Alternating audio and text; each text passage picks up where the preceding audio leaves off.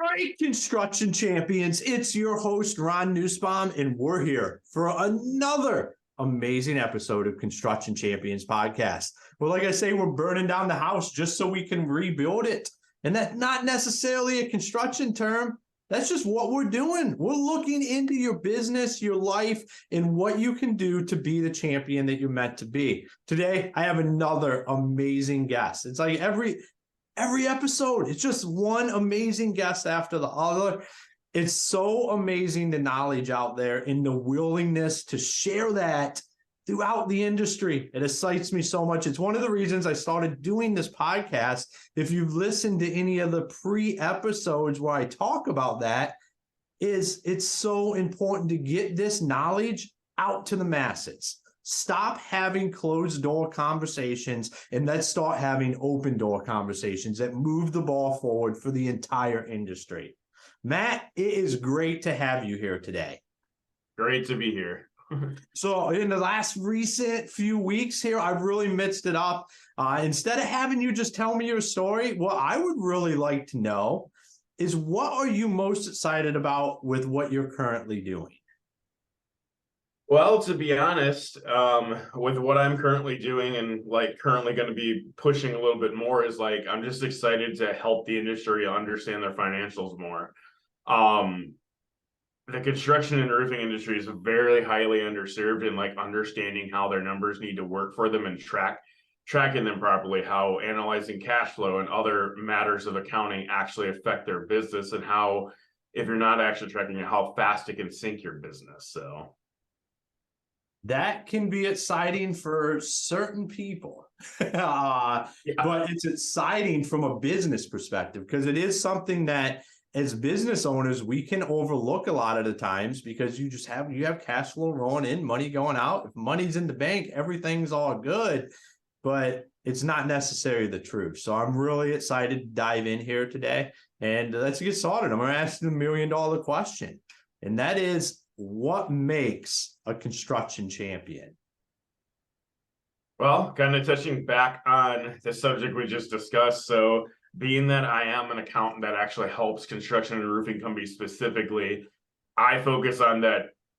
Being a construction champion kind of boils down to 2 points. One is that you got to know your numbers. If you don't know your numbers, even starting off, a lot of clients start off not tracking anything and simply like a spreadsheet or QuickBooks or anything like that.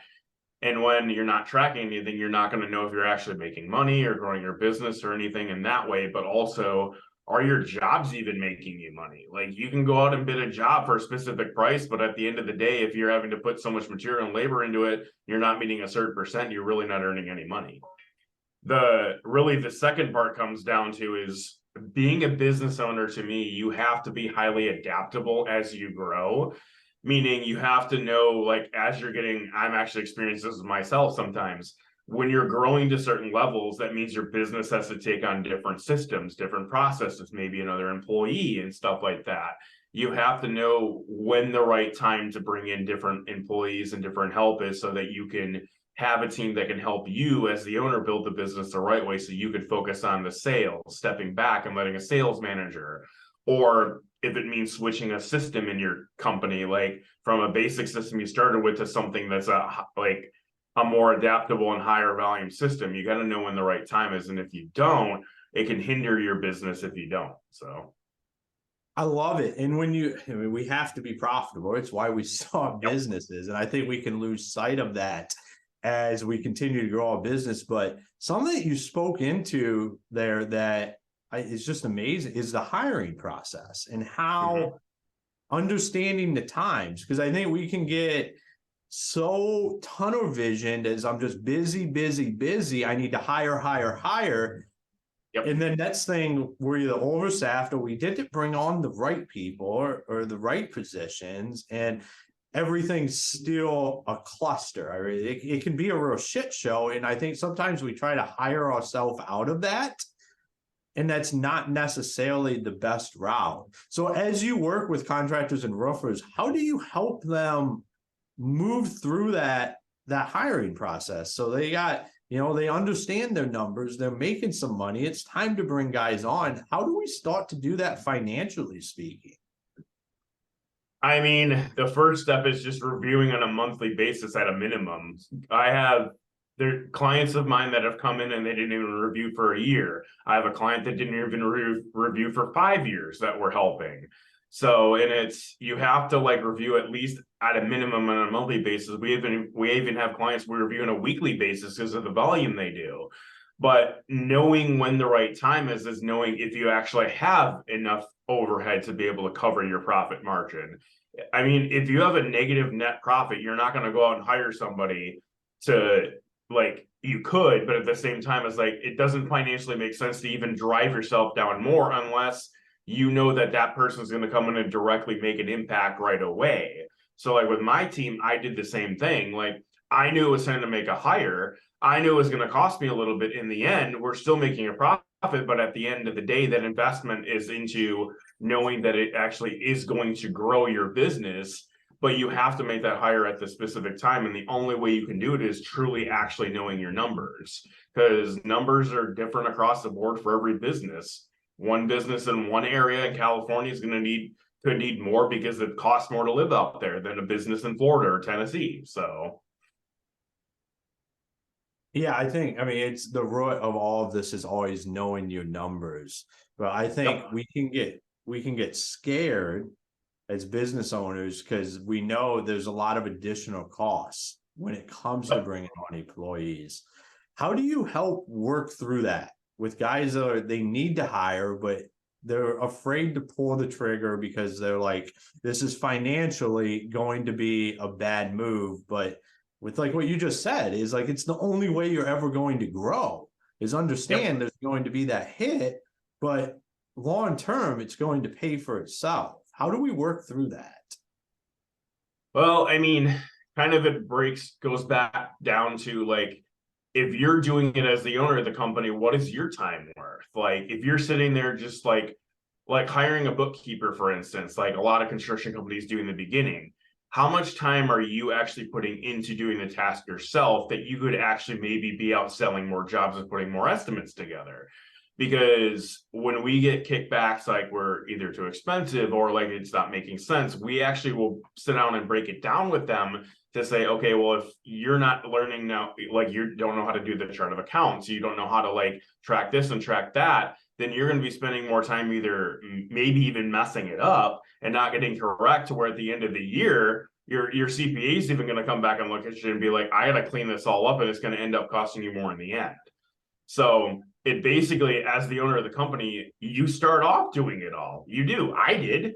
I mean, you don't immediately hire 6 people to help you in your business and have funds. You're going to do it yourself. But when you get to that level, you have to really value your time. Like our fee monthly, if you go out and sell 3 more jobs in that month of like $20,000 a piece, our fee's nothing at that point, because if you're meeting your margins and stuff, you're selling more and you're bringing more into the company. So it just boils down to the owners got to know what their time is valued at first before they can go out and make that hire, and then what you can actually afford to pay that person. But you also got to look at the market and saying, okay, an average accountant or an average sales guy costs this per month plus commission. So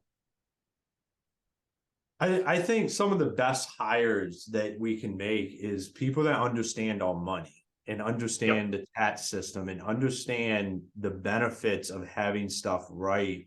And I think a lot of times we, like you said, we do it all. One of the things I love about construction and about this industry and being involved with this and spending as much time as I have in it is Yep. just by nature, we're fixers, we're doers, we just get shit done all the time because that's the job. Like you open up a wall or you tear a roof off and something's not how you thought it was going to be. It's us to figure it out, fix it, and get going. And like that's just what we do. So we look at it from our finances, our financials is like we just keep struggling along because we're trying to make it happen. Yep. But it's not a better it's so powerful when you bring somebody into your organization that understands money and understands how to operate.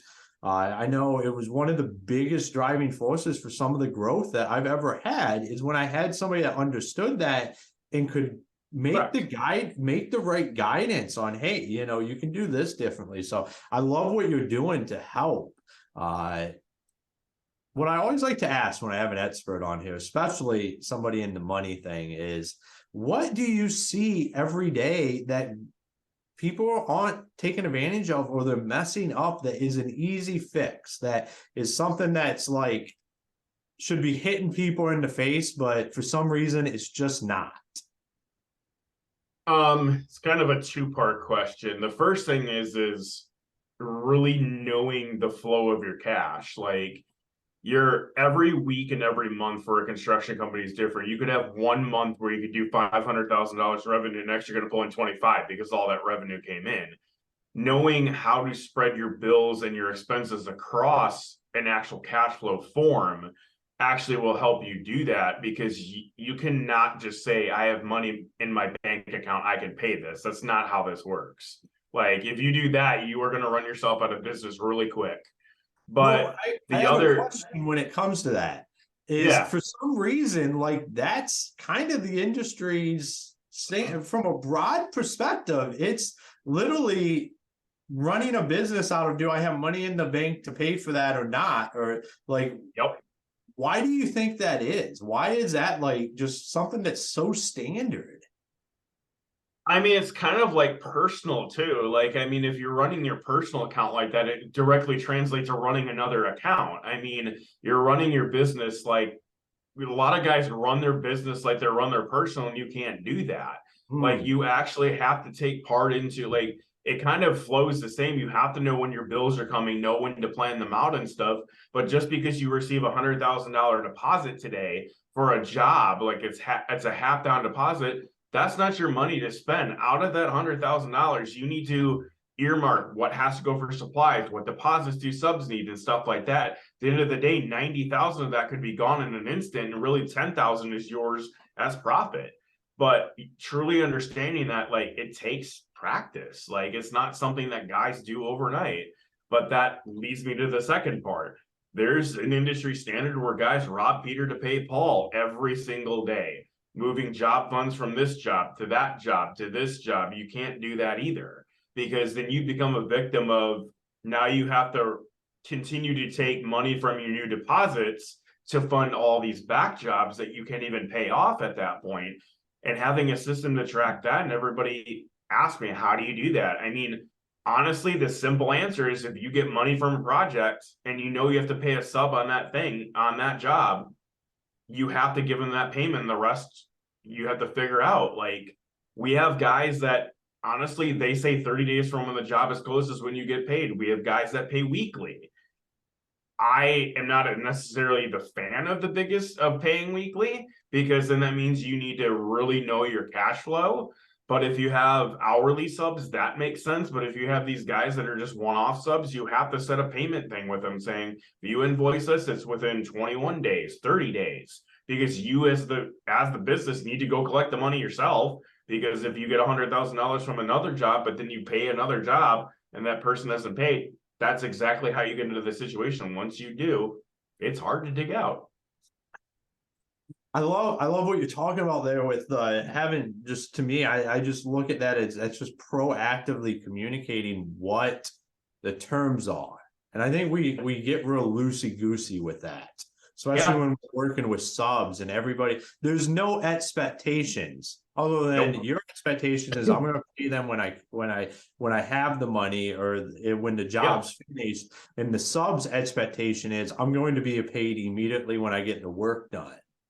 And Yeah. we And don't that it doesn't spend. always work. I mean, and honestly, one thing of having a direct communication is that every sub should be signing a subcontractor agreement. Like, you, Mhm. in that subcontractor agreement, it should state what payment terms are. You get, if the job is signed, you could, like, we half is deposited on the thing, but it has to be funds from that deposit. Like, if you sign the job tomorrow, you have these subs lined up, you give them half of that so they can get started, but then the rest is due 30 days upon after the work is actually completed and inspected. So I 100% agree with that. And I think stuff like that would clean up a lot of mhm. stuff that happens in businesses. A lot Yeah. of disagreements, a lot of the complaints and stuff that happens between contractors and subs. And it's just like you have an employment agreement, like you have this stuff when you're hiring a sub. It Yep. benefits both parties to be on the same page and understand that, and having that written agreement so everybody is on the same page. This is what's going to happen. This is what it looks like. It only makes sense. But I think all too often we see the complete opposite. I mean, it's exactly how we work with clients. When we're brought in as a subcontractor, we have an agreement that we agree to with them. That's our agreement because that's what we have to do. So is that when you come on and you get in there, what's the first thing you dive into? What are the red flags that you immediately, almost every time, these are the red flags, these are the quick wins we can get for guys? That's a loaded question. Because we could be coming into a situation to where a bookkeeper is just leaving because they're leaving because either they're retiring or they're not happy with their service, but they have it all up to date. So we just honestly do a one-time quick review to make sure the financial statements make sense from our standpoint and the chart of accounts we use. Or we could have guys that come in and say, hey, I haven't started a single thing and I've been in business for 3 years. We have to, and he hasn't filed taxes for 3 years. We then have to go in and actually do 3 years of cleanup. And it is not, honestly, I don't like handing guys cleanup bills because they're never cheap, but at the same time, like the accounting industry and the construction industry directly relate. Guys in the construction industry don't like coming in and cleaning up other guys' messes. We don't like doing it either. And then when you guys come in and clean up their messes and have to quote them, you feel bad because then it has to do it. Ours is the same way. Like we come into a project, and we have to analyze it, and this is the price for us to do it. So what amazes me is every time I have somebody on here that's accounting, book, anything that has to do with the financial side of the construction industry, they bring up that guys don't pay taxes for 3 to 5 years. And that blows my mind is how does that even happen? I've never, I always hear it. And I never ask. So some guys honestly just go in and file extension after extension, but they just keep not getting time to do it. And 90% of the time they don't have the time to do it, but they also just don't know how to do it or where to get started. And you just have to face facts, especially if you're like 3 years behind. The IRS is not going to stop from coming after you. Like that's just a given fact. And if you're 5 years behind, they know you're in business because you apply for an EIN.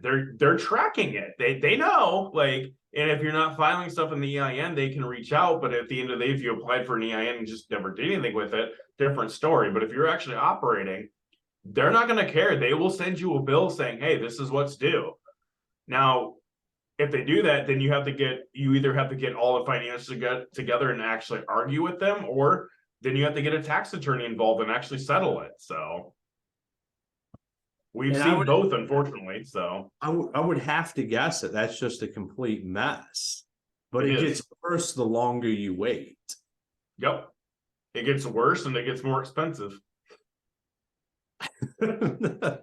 So for everybody out there, if you haven't done your taxes or you've been putting it off, now is the time. Let's get it done. Rip the Band-Aid off because it's only going to continue to get worse.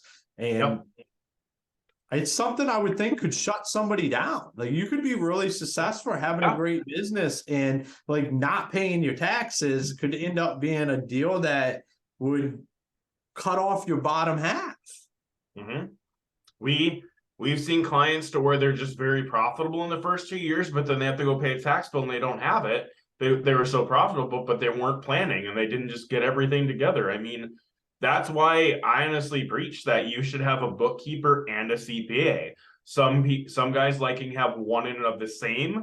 I personally like one of each because then, I mean, A, it's another write-off, but B, you have the bookkeeper that's in the day-to-day and you have the CPA that you check in with quarterly or every 6 months to see how everything's going and help you strategize with taxes. Because not every bookkeeper I'm going to be honest, we don't do taxes because we're just so busy trying to help guys keep up with things on a daily basis that we work with a network of CPAs, or a lot of guys have their own CPAs. They just don't do bookkeeping. So Yeah, I mean, I agree. Like, that's the stuff that matters. And I'll even throw in another one that I think a lot of guys don't even think about is having a good tax attorney. That yep. not from a defendant standpoint, just from a proactive, because bookkeepers, CPAs, and tax attorneys all look at it differently. And the best thing you can do is get everybody involved and work out the strategy that makes the most sense for your business as you continue to grow it. Keep everybody in the same loop, and it becomes this trifecta of how your business just cash flows. Yep. So, I mean, me as a business owner, even as a bookkeeper, I honestly have a CPA I work with. I don't file my own stuff because I like the secondary look over, but I'm like the next guy. I don't like paying taxes. I don't like dealing with taxes. I just, like, nobody does in a business owner, not even bookkeepers do. So, but it all starts with having your books right. Like, if your books aren't right, you can't take advantage of the stuff that's out there to be able to take advantage of it. Like, it all starts with knowing your numbers and having that right. Yeah. I mean, we're almost to the end of June and 6 months is over with. Like, a lot of clients of ours, like, we have them going to their CPAs to review that halfway through the year. If they have a net profit of, like, an actual net profit, not gross profit, net profit of like $200,000, that's not a cheap tax bill. So they're going to start figuring out ways to decrease it, whether that means like having to have some more write-offs or hire more people because that's actually what they need. But that's the type of strategy you've got to do through your business. Otherwise, you're going to get to December and it's too late. So, amen to that. It's prime time to be starting to realize exactly what does that tax burden going to look like, and how can we proactively help grow our business and do all the right things. And it all starts with knowing the numbers. One thing I know it's for sure is you can't give a CPA a cluster and expect it to come back positive. No, you can't hand a CPA or a bookkeeper and expect them to turn the data around in like a week. If it's been 3 years, it just doesn't happen. So it's like a construction project. You got a big water leak that causes multiple damage to rooms in a basement. That's not going to be a simple project. It's not. So. Not at all. Not at all. So, hey, Matt, it has been fantastic having you on the show today. You dropped a lot of knowledge, helping a lot of guys out. If anybody wanted to follow you or reach out to you or get in contact with you, what's the best ways for them to do that? A few different ways. Our website, which is www.heritage-a-i.com, my personal Facebook page and our business Facebook page, but also we have a group that we are getting more active with, like an actual personal group that's called Construction Owners Simplified Accounting Methods. There's a lot of construction owners in there that we're going to start encouraging to ask questions and everything, not promoting themselves, but actually asking those tough questions, because Johnny in California could have the same question as Jim in South Carolina, and they both could get the same answer and help the industry and understand it more. And that's the goal of the group going forward. So awesome. I love it. Once again, thank you for being on the show. Thank you. All right, construction champions, another fantastic episode where we dove in to your books. Once again, talking about how important it is to know your numbers. Are you guys and girls out there hearing a theme? If you want to run a business and have success, you have to know your numbers. And then you can't be afraid to bring on the right people in the right team and fire your taxes. I look forward to the day when I'm doing this show and I bring on a bookkeeper, a CPA, or a tax attorney, and I do not hear we deal with the guys that wait 3 to 5 years and they haven't even filed their taxes, because I don't believe it should be that way. That's not how we should be doing business. From day one, You should be having an understanding on money it's coming in, money going out. There's stuff out there that can help you get over the hurdle until you're comfortable bringing on a bookkeeper. This stuff is important because this is the foundation of the business as we continue to grow this. We all started a business for some reason, whether it was more time with our family, that new Harley Davidson, a new pickup truck, or a vacation, or your dream house. And the only way to get there is to understand your money in the business. And then you know what's powerful from that? You can take that and you can start moving it over into your personal life. And then you can start creating some generational wealth with that knowledge that you use everywhere. It's completely amazing the possibilities that are out there because of the construction industry. So champions, make sure you go out, you check out our Facebook page, Construction Champions Mastermind Group, where we're connecting our guests and our listeners in one place. Well, like Matt said about his group, where we can get these questions out and start helping people solve the problems that they're having. Because that guy in California, he might not be afraid to ask that question, but that guy in South Carolina is drowning and he's afraid to even say where he's at. But just because one person asks that question, it can have all the wordage difference in that person's life. And that's what we're trying to create here. So go check it out. Join the group. Go to constructionchampionspodcast.com. Check out our partners and sponsors. They're helping bring this show to you twice a week with amazing guests every week. So go out there and be the champion you were meant to be.